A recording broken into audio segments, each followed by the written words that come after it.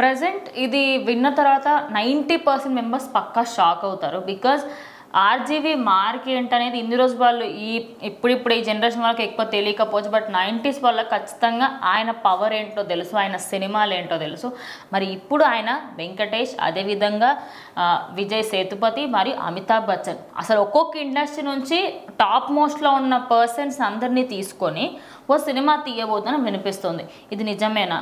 So ఖచ్చితంగా రామ్ గోపాల్ వర్మ గారు మన ఈ మధ్యనే చెప్పారు, నేను ఒకప్పుడు తీసినట్టు ఇప్పుడు సినిమాలు తీయలేకపోతున్నాను, నేను నా పాత సినిమాలు విజిట్ చేసుకుంటే నాకు నేనే తీసాను అనిపిస్తుంది. సో ఖచ్చితంగా ఇప్పటి నుంచి ఒక కాన్సన్ట్రేట్ చేసి మంచి సినిమాలు తీస్తా అని చెప్పడం జరిగింది. సో మరి అందులో భాగంగానే వెంకటేష్ గారికి, విజయ్ సేతుపతి గారికి, అటు అమితాబ్ బచ్చన్ గారికి ఒక స్టోరీ పంపించడం జరిగింది ఆయన. సో మరి వాళ్ళ ముగ్గురు యాక్సెప్ట్ చేస్తే కనుక ఆ ముగ్గురి కాంబోలో ఒక మల్టీ స్టారర్ అయితే ఖచ్చితంగా చేయబోతున్నారు.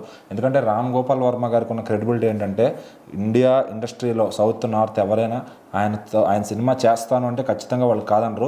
బట్ వాళ్ళకి తగ్గ కథని ఆయన తీసుకొస్తే వాళ్ళు డెఫినెట్లీ యాక్సెప్ట్ చేస్తారనమాట. సో మరి ఇప్పుడు వీళ్ళ ముగ్గురిని కలిపి ఆయన అసలు ఎలాంటి కథ ఆలోచిస్తున్నాడు, అది ఫ్యాక్షన్లో ఉండబోతుందా, హారర్లో ఉండబోతుందా, అసలు ఆయన థ్రిల్లర్గా తీస్తున్నాడా, ఎలా తీయబోతున్నాడని అందరిలో అంచనాలు పెరిగిపోతున్నాయి. సో మరి ఈ కాంబినేషన్ వింటుంటే వెంకటేష్ గారు, అటు విజయ్ సేతుపతి గారు, అటు అమితాబ్ బచ్చన్ గారు అని వింటుంటేనే ఒక గూస్ బంప్స్ వచ్చేస్తున్నాయి. సో మరి అమితాబ్ బచ్చన్ గారితో నుంచి ఇంకా ఆయన ఏం తీసుకుంటారు, ఒకప్పుడు ఆయనకి సర్కార్ లాంటి ఒక సినిమా ఇచ్చి అమితాబ్ బచ్చన్ గారికి ఒక మర్చిపోలేని బ్లాక్ బస్టర్ ఇచ్చారు ఆయన.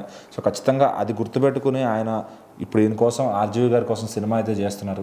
ఇంకా వెంకటేష్ గారు ఆల్రెడీ క్షణక్షణం అట్లా సినిమాలు చేశారు కాబట్టి ఖచ్చితంగా ఆయనకు కూడా ఇంత ఫ్రెండ్షిప్ మంచిగా ఉంది.